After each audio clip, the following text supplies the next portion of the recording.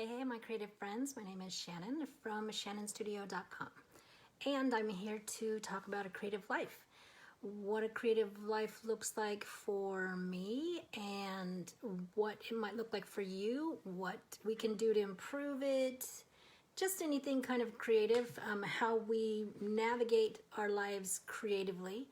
So this is like 316, day 316. And I know that because I finally annotated 2 months worth of videos that I had just stacked and I hadn't annotated them. And so I was behind. So I took some time to upload them and, to put the titles and the quotes and stuff like that. So I feel pretty accomplished that I was able to get that done. Sometimes when you just put something off and then it just like grows and it's like, oh, I just should have stayed up on that. Hey, Tamara. Today was first day of summer break. Yay, we got through that. I think it'll be fine. Joseph just likes a lot of attention. And so I noticed that, and I've always done this with my kids because I had noticed that early on, that if they're coming to you and wanting attention, to just give them the attention and look them in the eyes. We've talked about this before. Look them in the eyes, give them the attention, be engaged, and then usually they don't want your attention for very long. They want to go off and do something else. And I mean, sometimes it can last, 5 minutes or so, but what I do notice is that when that doesn't happen, they tend to cling and whine and cry so that they can get your attention. So I just noticed today, Joseph likes his attention, and so we do that and talk, and he shows me things like his gallery back there. You can see his little gallery wall. He takes great pride in his artwork. I don't know where he got that from. And if you know, that is not where he sleeps. Somebody asked me that the other day. Is that where Joseph sleeps? Like, no, that's just his like a playing corner, reading corner, just kind of a little play area. So yes, today was a good day, first day of our summer vacation. So today we're going to talk about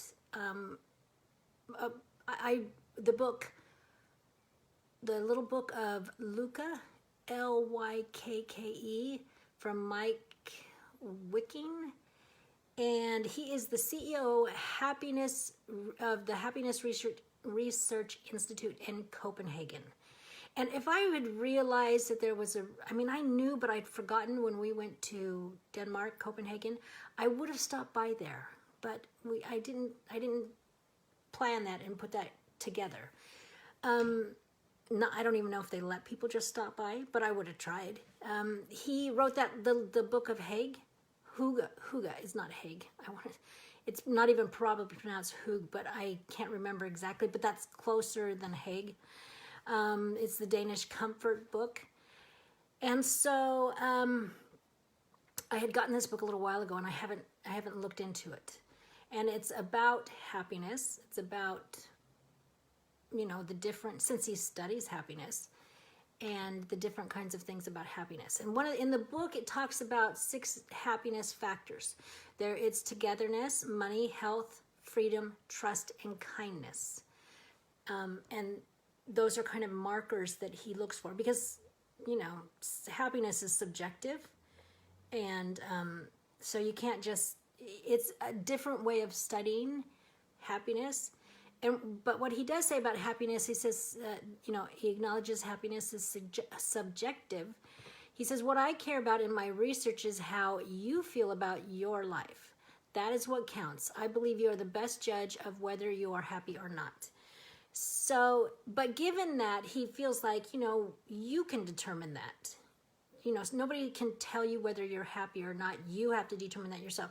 But still, given that, there are ways and things that they have noticed and studied that they can determine what are some of the better things to do to make yourself happy. And there's 3 different ways they study happiness. One is like your affective dimension happiness. So what your everyday happiness.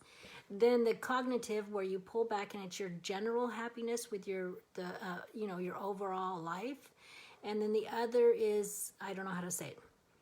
Eudaimonia. And you know, if you follow me, that's not how you pronounce it. Hey, Tricia. So, and that means the meaningful, purposeful, good life. So that's how they look at it and study. Some of the, just an overall how they study. So as I'm reading this book today, just a lot of thoughts came to me. And so I'm just going to share a few ideas from it. First, they do a happiness scale and test people in different countries and give a scale from 1 to 10, 10 being the happiest. The Scandinavian countries and Canada, those are the highest, like 5 or 6. And their scale is 7.48 to 7.35. So those are self-reporting and happiest countries. And then the U.S. ranks at 7.07, and the lowest one, and they didn't do every country, but on this little chart that he has in this book, Chile was 6.65. So you can tell they're not like super, way off. It's not like one is 7 and one is 1. One country's 1 and one country's 10. I mean, they all kind of play in this narrower area. Well, so it was kind of good. I was kind of glad to hear that most people are generally happy. We're generally happy. Hey. Hi. I'm doing my video. Did you know that? I didn't think you did. Do you want to come see the tent? You put up the tent? Mm-hmm. Okay, I'll come when I'm done with this. Okay? Will you leave it up for me? Okay. They're going camping this weekend. Joseph and the boyfriend are going camping. So, as a side drive, so I am planning a little like personal private party. I decided, you know what? I have not been alone by myself for any kind of extended period of time for a while that I can remember. Anyway, so I decided to have a little party. And this kind of goes along with what tonight, basically my thought is, do you have a happiness plan? Now, I don't have a happiness plan. I mean, I generally want to be happy, but it's not like I have any kind of plan or markers or anything that I have verbalized. And I don't think you have to have a checkbox plan, but I do think we need to verbalize things and have kind of these mental markers at the very least so that we know, because it's so easy to get off track. It's so easy. If we have families, women who are taking care of families and businesses and work and all the things, I think sometimes it's very helpful to have mental markers and things that help us draw us back into what we find important. And so I was thinking, you know what? I think after reading this book, I'm going to be a little more deliberate because, I feel like this life is for us to have joy. I mean, there's grind, no doubt. There's grind, and when you have kids, people say, they say that when people who have kids, their happiness lowers. So even more so than, and that was research, more so for us whose lives might be a little harder to deliberately work on making sure that we are happy. And just as we determine, like I read, we determine our own happiness, I think, if we're happy or not, I think we determine our happiness plan and to do things. We're responsible to do things that make ourselves happy. Hey, Joan. So I just was going to share a couple stories from this book that I read, or I've been reading. So he talked to one of his friends that he was visiting, and his friend said, and this is about his previous book, the Hygge, the book of who, I think that's how you say it. I've had 5 different people tell me Swedish people tell me how to pronounce it. But it's about his friend after he read that book. And it goes along with the idea of happiness and togetherness. So what this man did is he went out and bought candle chandeliers and replaced them in his dining room. And so what he started to do was light these candles before dinner. Now he has boys, 18-year-old twin boys and 15-year-old boy. So he has boys. And so at first they're like, what do you want, a romantic dinner with mom? What's this all about? You know, it was kind of a very awkward kind of, this is not normal. And so there were jokes, and then there was this adjustment period. But then what started was there was a transition where they started to light the candles before dinner. And so there it started to be that acceptance. And this is what he says happened as he's describing it to Meik, who wrote the book. He said, I have noticed that our family dinners are now 15 to 20 minutes longer because how can I describe this? The candles put the boys in a storytelling mood. They don't shovel the food anymore. They sip their wine. They tell us about their day. Dinner time is no longer just about food. It's about togetherness. And I just thought that was a deliberate decision to make something that they do all the time, that all of us do. We all eat dinner, I mean, basically speaking, you know, and to just shift it a little bit in order to make it a different experience. And that's several things in this book talk about the experiences that we have. And we talk about being present in these things, and that's one of the ways I think that brought around being present is because everybody wanted to be there. Everybody, you know, it made it longer. It was togetherness. They talked. It changed the experience. They no longer shoveled their food. You know what dinners can be like, where everybody's rushed. And so doing something to bring that togetherness, I thought that was a great story. And it shifted my thinking too about what are some little ways that I can do something a little bit different to add some of the things that bring us together and make us more present. Another thing that they determined was that we need to separate the idea, especially U.S. citizens need to separate the idea of money and happiness being tied together. Yes, research has showed those with money tend to be happier because, you know, money has access to certain things. But that we have to separate that concept of money is happiness, or using the money for consumption is happiness.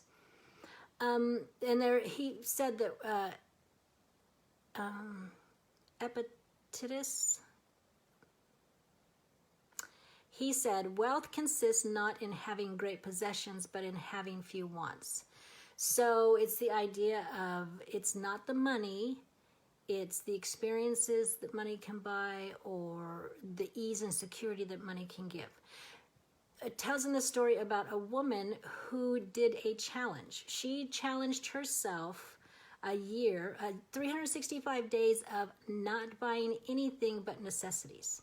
And I was like, whoa. I mean, I'm doing a 365 of tips, content tips for creativity.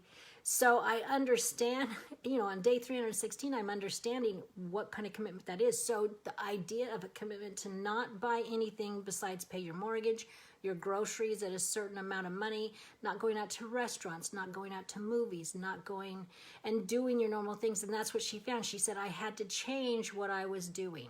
I couldn't go to the pub anymore and, you know, be with my friends. So I had to start doing things differently. And what she noticed is that she found that she said the winter months were kind of hard, and that was kind of her transition is when she started.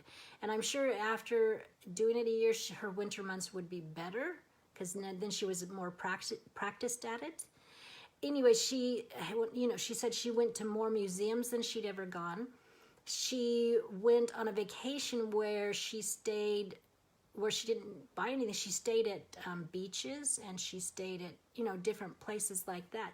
So and she had great fun. She would never have done some of the things she'd done because she was so used to staying in the pattern she had, that now she's more open to doing different things because they brought her happiness.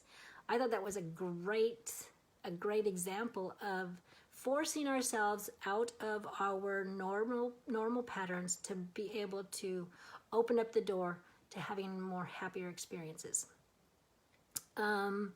One more little story was, well, it's not really a story, it was just an idea that this Ruby receptionist, it's a company in the United States, and they were voted by Fortune magazine as the #1 company to work for. They look for well-being and happiness, and they give to their new employees a smile file, so that the new employees asked to write down every nice comment, and so that they have something to draw on when it becomes, you know, that work becomes a little more difficult. I remember at one point, my daughter Layla, she was feeling very down. There were, you know, some personal things changing in her life, that the expectations that she had didn't play out like she'd hoped. And so she was a little depressed. And so I remember her saying that to keep a file of all the nice things that, you know, that people said up to her. Because she was a great girl and she had a lot of things that she was doing great. But sometimes we just forget, and our focus is shifted to things that are more negative, because we have that negativity bias. And we need like 7 good things to outweigh a negative thing. So writing those things down, I can see how it would bring up somebody's happiness level.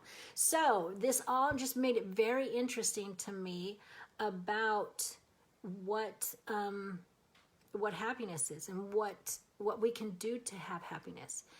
And I know last summer, before I started doing these videos, Joseph wanted me to sing. He has 2 songs he wants me to sing every night back last summer, and it was Silent Night and I Am a Child of God. And then when I started the videos and doing them at this particular time, it's his bedtime, so he would go to bed and I wouldn't sing. But now, since he's been able to stay up a little longer lately, because it's light, so it's hard to go to bed. And so when I'm done with this, he'll usually call down and say, come up and sing to me. So I've been singing to him. And I think that is an experience that doesn't cost money, that doesn't require much out of me. It's less than 5 minutes, and yet raises his level of happiness, and I'm sure it does mine too. And so the tip tonight is to consider making a happiness plan. I think that's what I'm going to be doing in the next couple of days. Just kind of reviewing my life and going, what are some of the things that do bring me happiness? I'm pursuing a lot of goals really hard, and so I don't want to get just caught up in the pursuit and the grind. I want to make sure it's balanced out with some of the, making sure there's like quality of life as I go with the grind, to make sure still being present, still enjoying. And I noticed that I go to a lot of new places. Like Tuesday, I went to Haga Park, and it was wonderful. And so it was just beautiful. Took a lot of pictures, but I noticed, and I have started doing this for the last couple weeks, that I will do all my pictures, take all my photographs, and then I will stick my phone in my pocket so that I just stop and look around and just take in the senses, because that's one of the things that I've read about memories. And if you want to keep memories and have them kind of stay in your brain more, is that you take the moments, like you breathe deep, you look around, you feel the moment. And so I've been trying to do that, because it's so easy to just be in the click, click, click, take your pictures, make the notations or whatever, and miss the, like, seeing the water reflect. I'm thinking of Tuesday, and being up on the little hill in the gazebo and looking down and wondering, because it was where the king had his lunches, wondering what that was like for him in the hot summer months, to feel the breeze go by and to look at the trees and look at the children down in the, because one of my friends, Jean, took a picture of the kids on this tree that had been cut off. I mean, there were five kids on this, sitting on this tree, and I'm thinking, what a large tree, and just, different things, to be in the moment and to be present. So I think that's going to continue to be one of my happiness plan things. So just a thought for you tonight to consider, what things are you doing that you could say that's part of my happiness plan, and just kind of put a name to it, or what things might you want to do to bring your level of happiness up. So that's the tip. Interesting, if you have ideas about some things you do and then some things you might want to do with a happiness plan, share them, because and I know some of you are shy to share. I get that. I totally get that.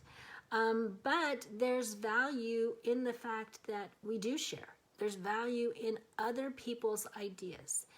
And I think sharing is so valuable. So it is. It's just so valuable. So share your thoughts, and remember, you have a creative heartbeat. So listen for it, and I will be back tomorrow. Bye.